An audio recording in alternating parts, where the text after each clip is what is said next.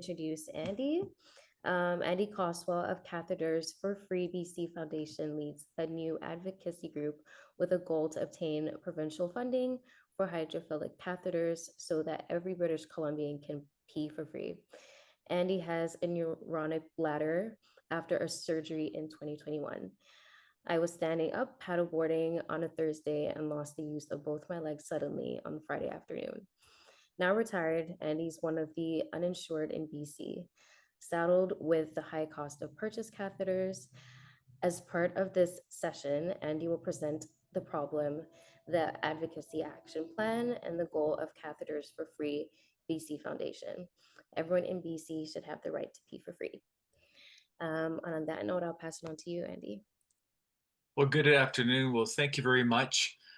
Yes, Catheters for Free BC Foundation is a advocacy society. Catheters for Free BC Foundation was started in April 2nd, 2025. So, first of all, I'll start with who am I? Well, my name is Andy Caswell. I like to say I'm a husband, father, and soon to be grandfather. I will have two new granddaughters in about 6 weeks from two different sons. So, which I'm quite excited for. So, I'm retired. My career was in sales management, and I pretty much did that for, I'd say, 35 years. Um, so I had an emergency laminectomy back surgery back in July 2021 that was due to spinal stenosis. And right now I have a condition that's known as gata equina syndrome. And gata equina in Latin is the horse's tail. And so a little anatomy here is the spinal cord when it hits about L1, it basically frays out. You could just imagine an optical cable that was opened up and all the thousands of optic cables that come out. Well, that's basically why it's called gata equina, or the horse's tail, is your nerves basically separate from the big spinal cord. So the surgery I had did result in a neurogenic bladder, which means that I've lost the ability to urinate naturally, and I have to do it through a use of an intermittent catheter. So when this happened to me, um, I was insured. I was still working. I had short and long-term disability. But as I got close to 65, all insurance coverage ended, and I realized that, holy smokes, I now have to pay, for me personally, it was about $3,000 to $5,000 annually just to pee. And so I remember one night I was having dinner with my wife, and I was just talking to her about how unjust this is and how upset I was that, I'm saddled with this. I have this fee to pay to pee for the rest of my life. And I remember her at the dinner table saying to me, "Well, why don't you do something about it?" And hence, Catheters for Free BC is me trying to do something about it.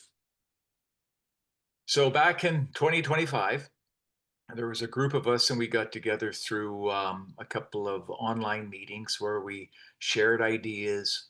We decided on our name. And so back in April 2nd, 2025, we became a nonprofit advocacy registered, and we were in society, and we were also incorporated.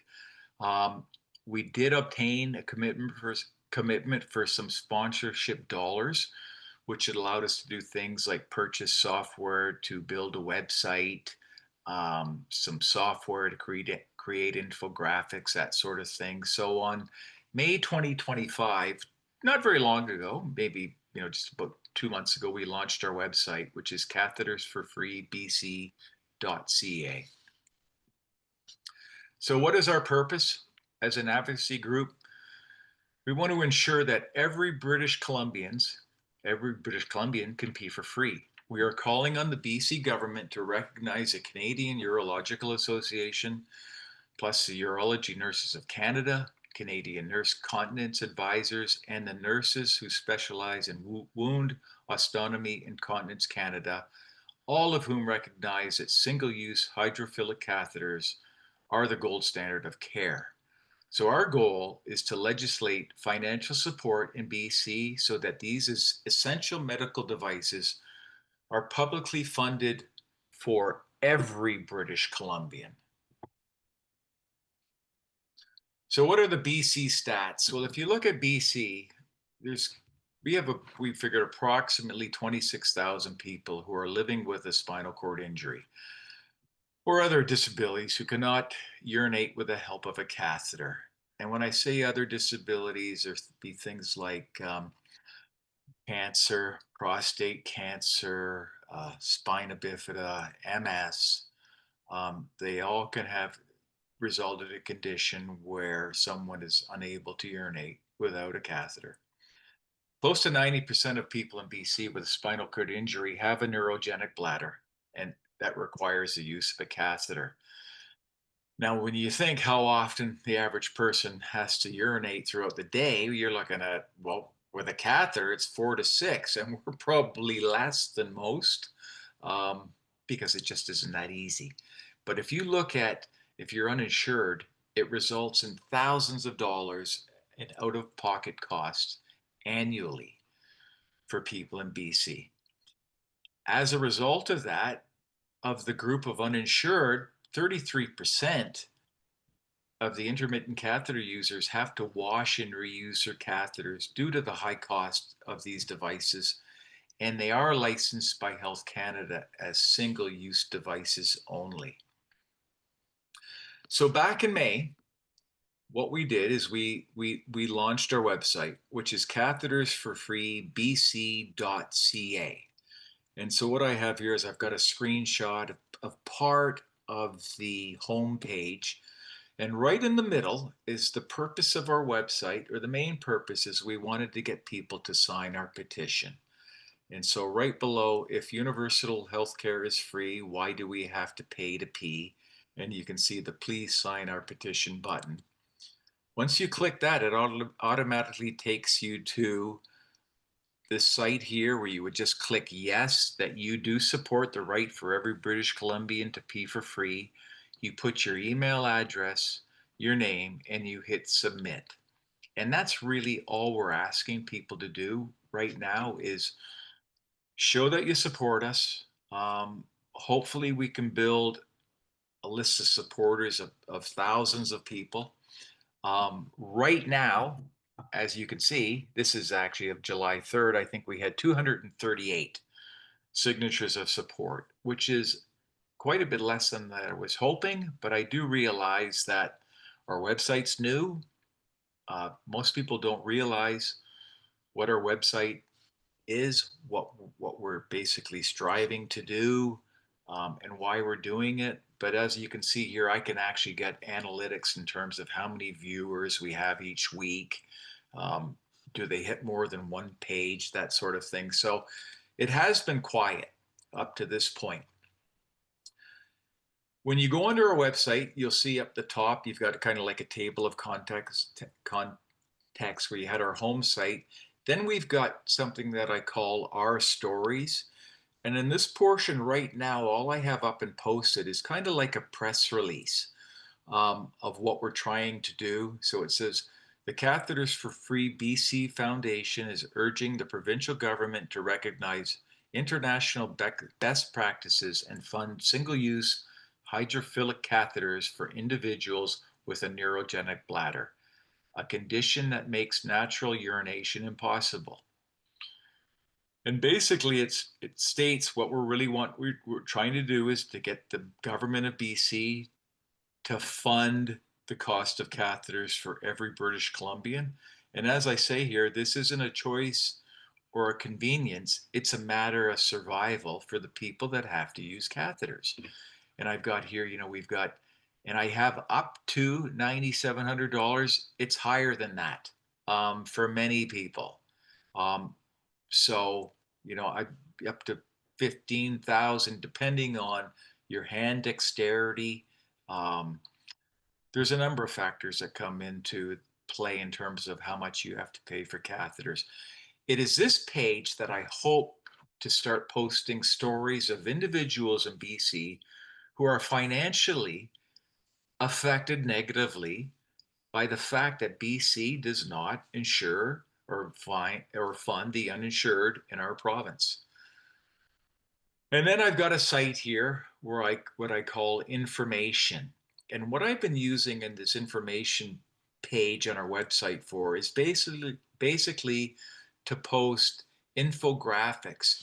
And infographics are how you can use, as you're seeing right now, posters to kind of get the message out, to present a little bit of data, stats, what the problem is for people in this province. So if you look at, you know, I get into what the cost of catheters is annually for people. If you look at what it costs, the average cost of it to treat a UTI in BC, it's $4,800. And if it's an upper UTI, it's what have I got here? $6,100. So it's not cheap. And if you get some of the costs that are associated with bladder management, of renal failure, kidney stones, that sort of thing, it costs $12,000 for somebody to spend time in the hospital to treat a UTI, which would be a direct um, cause of cleaning and reusing single-use catheters. It's really difficult to clean and try and sterilize these at home, and you are really truly putting yourself at risk. So I use these infographics to kind of get the word out. Um, so these are two examples of infographics.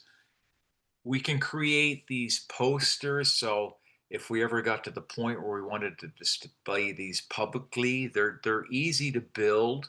Um, with the software that's out there to get the message out there. So these are just some examples of some of the ones I've sat down and created.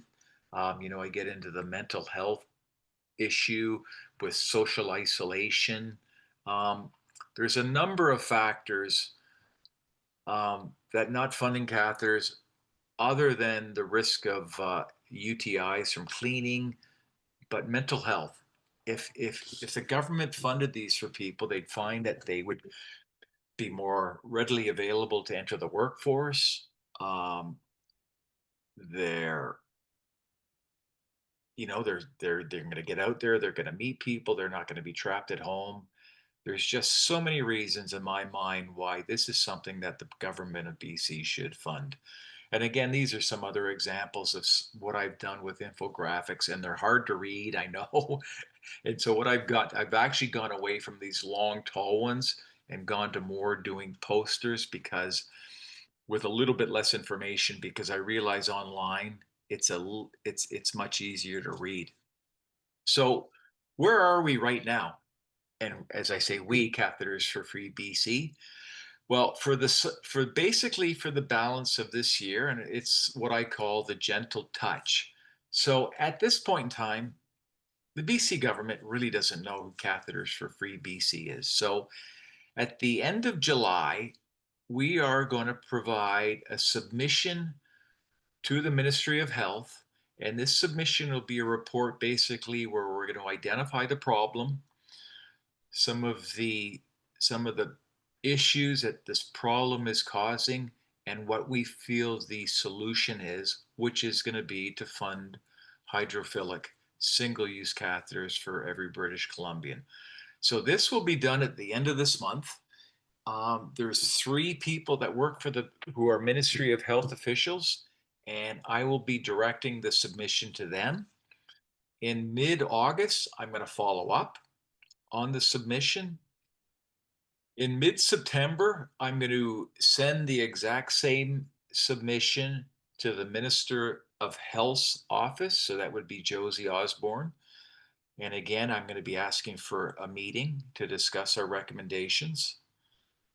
In late September, I'm going to send the submission to the relevant parliamentary secretaries in BC, and I've got 2 listed who are involved with people with disabilities in the province. Late October, now depending on where this is going, if we get positive feedback from the government of BC, we might be able to stop then and negotiate a solution to this problem. But I don't think it's going to be that easy. So on late October, we're going to be sending our submission and information. basically to all the NDP MLAs in the province. And this is good. This point here is where I'm going to ask for and be looking for some help from the stakeholders in BC.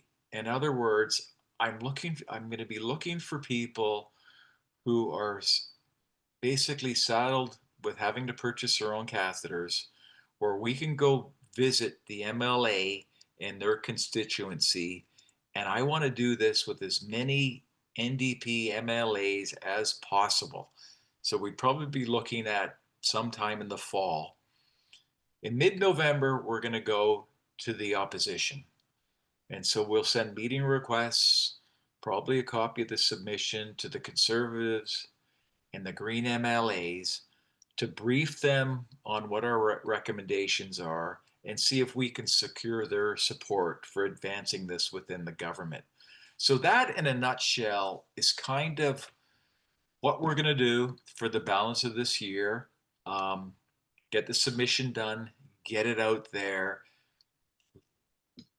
hopefully engage the government, at the very least, make them aware that we're out there and this is what we're trying to do.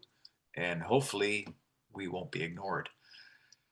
So as we get later into this, one of the things I am going to require is what I call stakeholder engagement. And I've basically broken it into three types of engagement. And I've got number one is ongoing.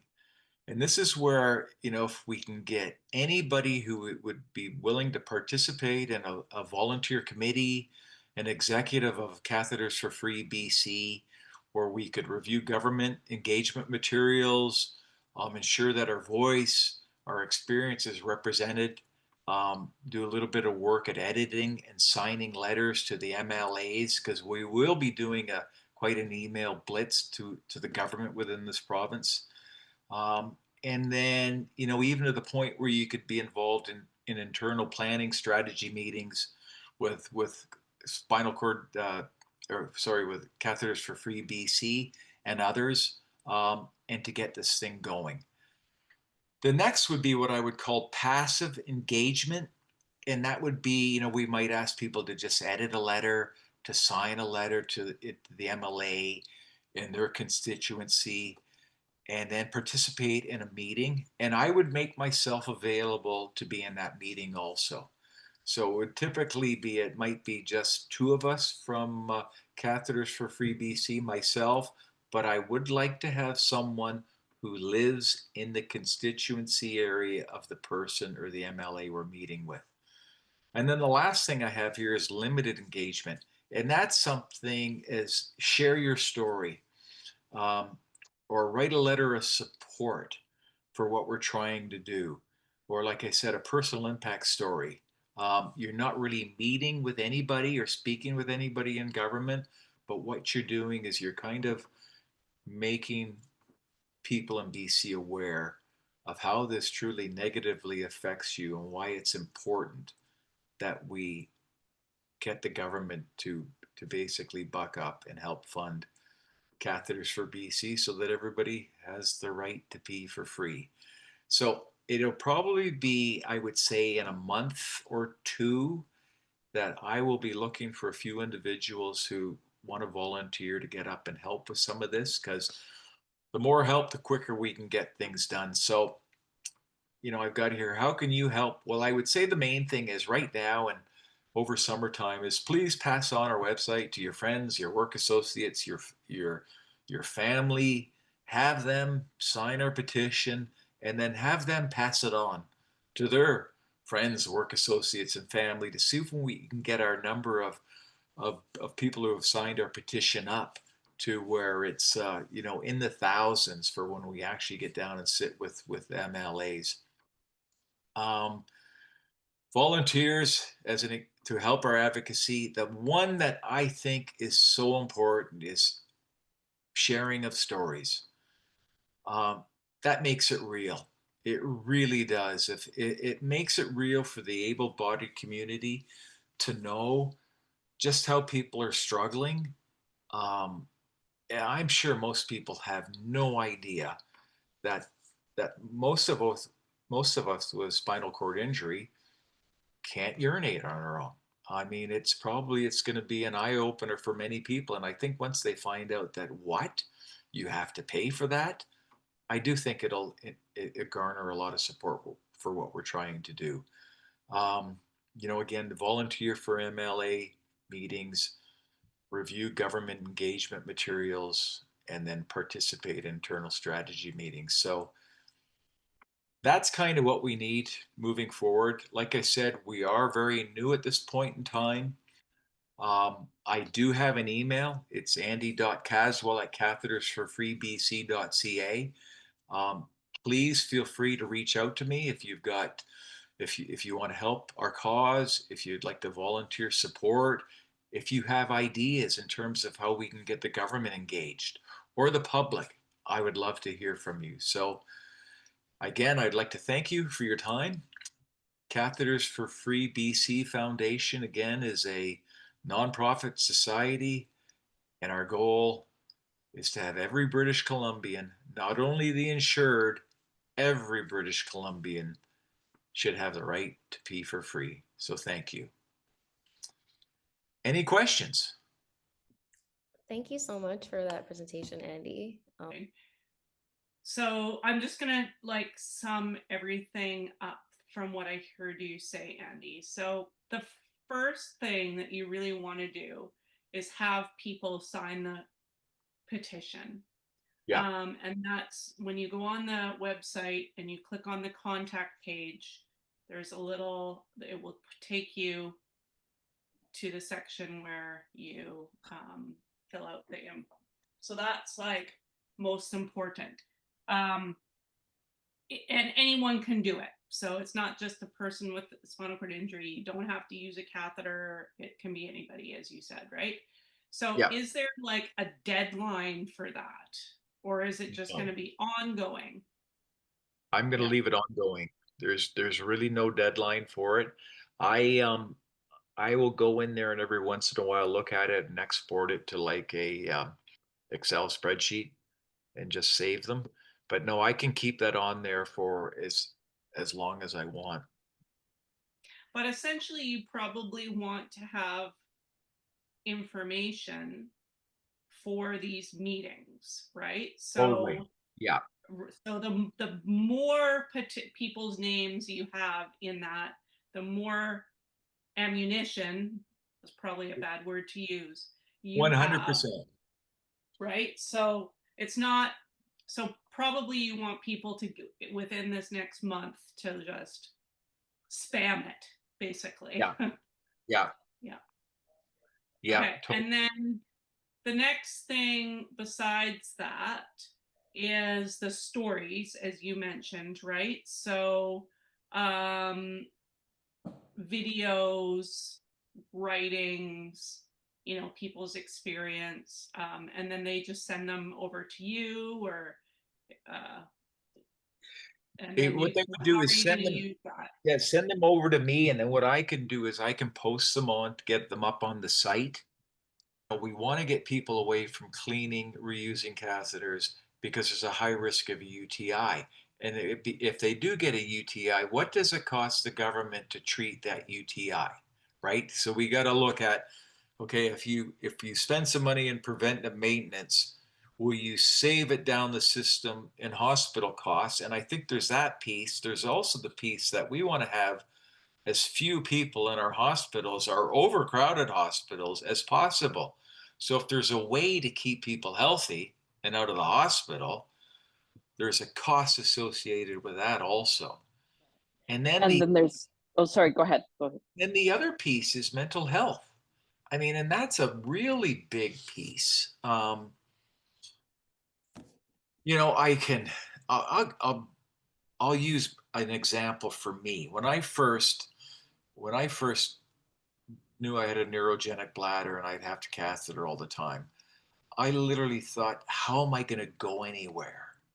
Because a male catheter is about the length of an arrow. I'm thinking, am I going to go out to a social party with a big, huge cylinder and all these catheters in it? Like I literally thought, oh my God, or if I go out, am I only going to be able to go visit friends now for an hour, hour and a half, and then I'm going to have to go home? So there was a while there I felt trapped. I thought, oh my God, this is, social isolation. And so there are, until I realized there's products that you can put in your pocket, for instance, blah, blah, blah. But those products you put in your pocket aren't cheap, No. right? They're very expensive. But for me, it was so freeing for me. It enabled me, and I do have, I mean, I've got some mobility. Um, I'm able to get up and walk. I've got a little bit of a slight limp and I get fatigued quickly and blah, blah, blah, and all the fun with nerve pain and everything else people suffer through. But I am fortunate enough where I do have some mobility, but, just I don't know, for me, I was really concerned that I was going to be a hermit for a while. And so for that mental health piece is I think that's something we need to really play on also. But it is important it's one thing to say we need this, because, but we got to get a little bit deeper than that. We've got to say, this is the problem for people. This is the solution, and this is why you need to basically fund catheters. So, I mean, that's the real goal, right? So,